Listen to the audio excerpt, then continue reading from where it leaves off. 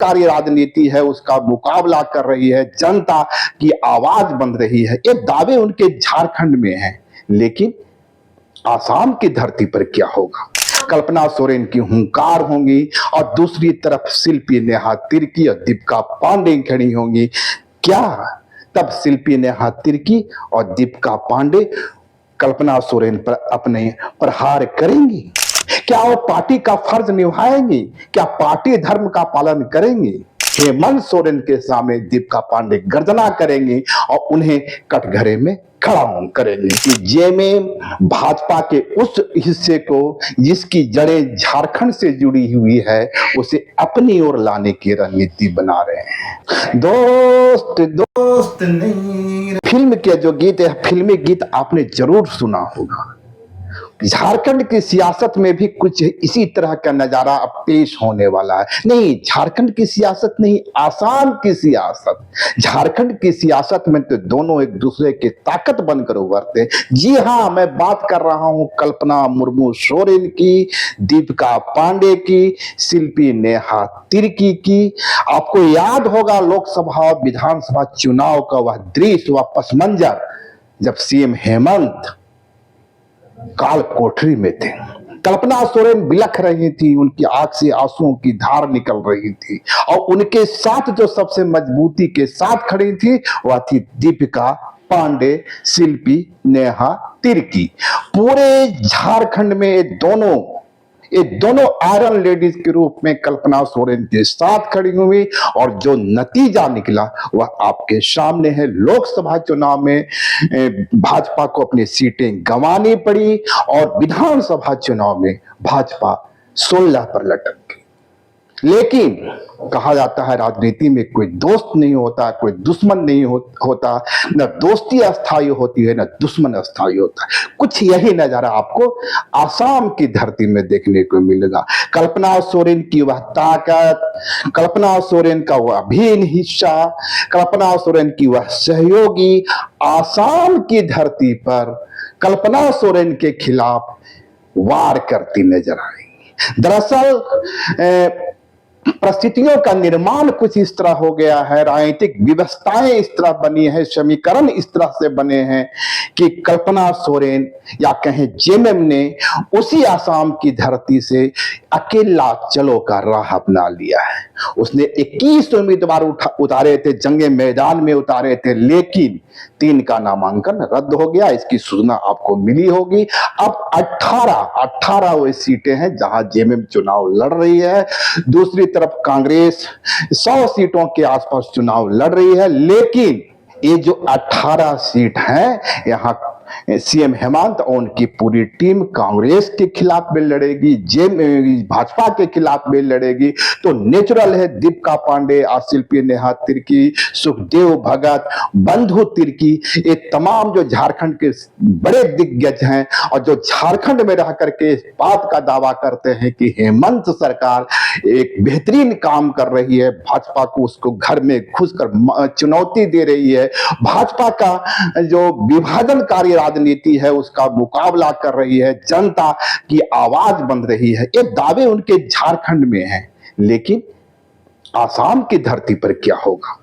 जब एक तरफ कल्पना सोरेन की हुंकार होंगी और दूसरी तरफ शिल्पी नेहा तिर्की और दीपिका पांडे खड़ी होंगी। क्या तब शिल्पी नेहा तिर्की और दीपिका पांडे कल्पना सोरेन पर अपने प्रहार करेंगी? क्या वो पार्टी का फर्ज निभाएंगी? क्या पार्टी धर्म का पालन करेंगी? यह सबसे बड़ा सवाल जो आज सियासी गलियारे में घूम रहा है। लोग इस बात को कौतूहल से इंतजार कर रहे हैं कि वो क्षण कब आएगा, वो पल कब आएगा जब कल्पना सोरेन के सामने दीपिका पांडे खड़ी होंगी, कल्पना सोरेन के सामने शिल्पी नेहा तिर्की खड़ी होंगी, हेमंत सोरेन के सामने दीपिका पांडे गर्जना करेंगी और उन्हें कटघरे में खड़ा करेंगे। देखना दिलचस्प होगा। लेकिन आज की जो सबसे बड़ी खबर यह है कि हेमंत सोरेन अपने पूरे स्टार प्रचारकों के साथ आसाम की धरती के लिए रवाना होने वाले हैं। हालांकि विनोद पांडे और उनके कुछ दूसरे जो चेहरे हैं पहले ही आसाम की धरती पर पहुंच चुके हैं। जो बचे हुए सिपाही हैं, योद्धा हैं, आज हेमंत सोरेन के साथ, कल्पना सोरेन के साथ गुवाहाटी के लिए रवाना होंगे। उसके बाद गोसाईडीह सीट पर कल वो प्रचार करेंगे, चुनावी सभा का आगाज करेंगे। बेहद देखना दिलचस्प होगा कि आसाम की धरती पर कांग्रेस और जेएमएम का मुकाबला कौन सा रंग दिखाता है और कांग्रेस कितनी कोशिश करती है हेमंत सोरेन को कटघरे में खड़ा करने की, और हेमंत सोरेन का अपने ही मंत्रियों पर कितना तीखा प्रहार होता है। लेकिन रुकिए, एक जो दूसरी खबर आ रही है वह खबर भी बेहद चौंकाने वाली है। खबर यह है कि निश्चित रूप से जेएमएम या हेमंत की टीम जो है 18 सीटों पर चुनाव लड़ रही है और उसका दावा है कि वह भाजपा और कांग्रेस दोनों का मुकाबला कर रही है।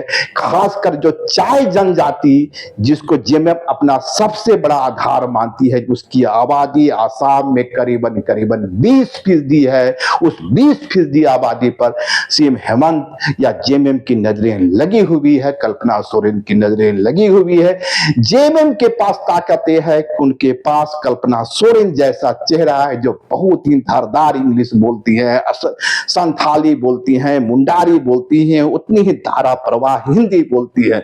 निश्चित रूप से यदि वक्तव्य कला को देखा जाए तो कल्पना सोरेन एक बेजोड़ चेहरा है उनके पास।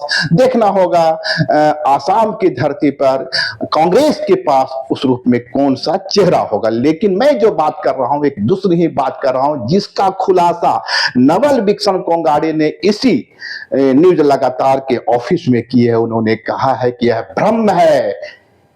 यह भ्रम है कि जेएमएम और कांग्रेस अलग अलग लड़ रही है। दरअसल जेएमएम और कांग्रेस अब भी आसाम की धरती पर एक साथ लड़ रही है। एक साथ किससे लड़ रही है? तो भाजपा से लड़ रही है। सुनकर ताज्जुब हुआ होगा आपको, लेकिन चलिए थोड़ा आगे डिकोड करते हैं।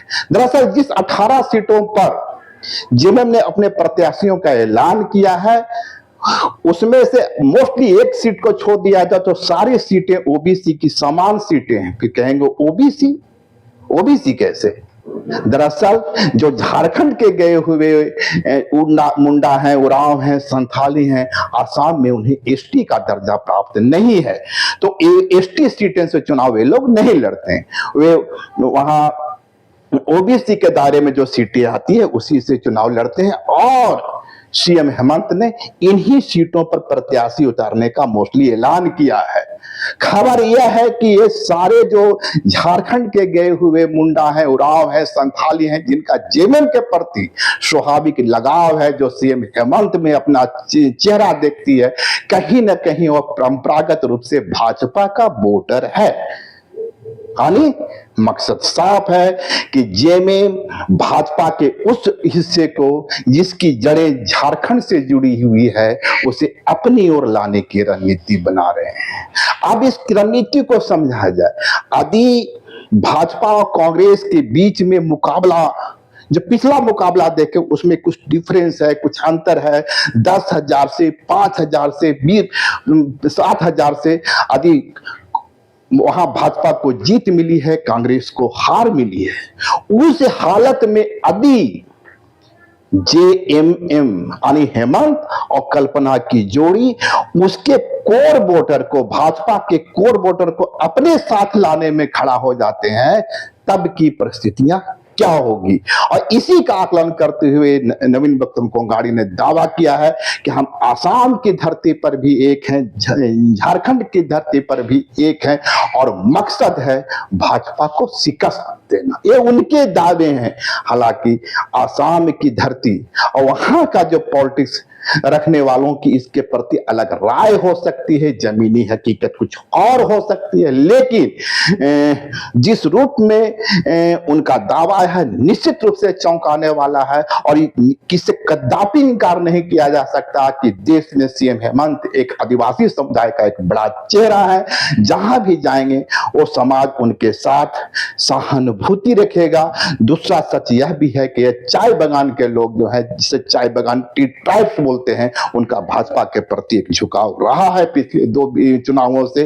उस हालत में अभी चुनाव होते होते जेएमएम कितनी सीटें जीतेगी, 4 जीतेगी, 5 जीतेगी, 6 जीतेगी, जीत हासिल करेगी, उससे ज्यादा कौतूहल इस बात की होगी कि वह कितना वोट काटती है और भाजपा जेएमएम किसके हिस्से की वोट काटती है।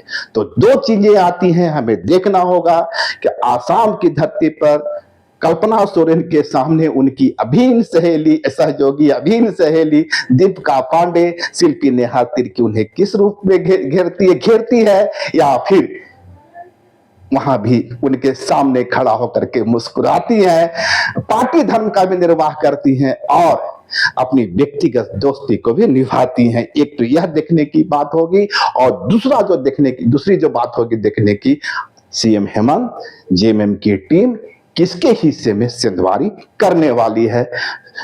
तो इसी के साथ हम अपने इस वीडियो को विराम देते हैं। शुक्रिया, मिलते हैं फिर एक नए मुद्दे के साथ। नमस्कार, जोहार।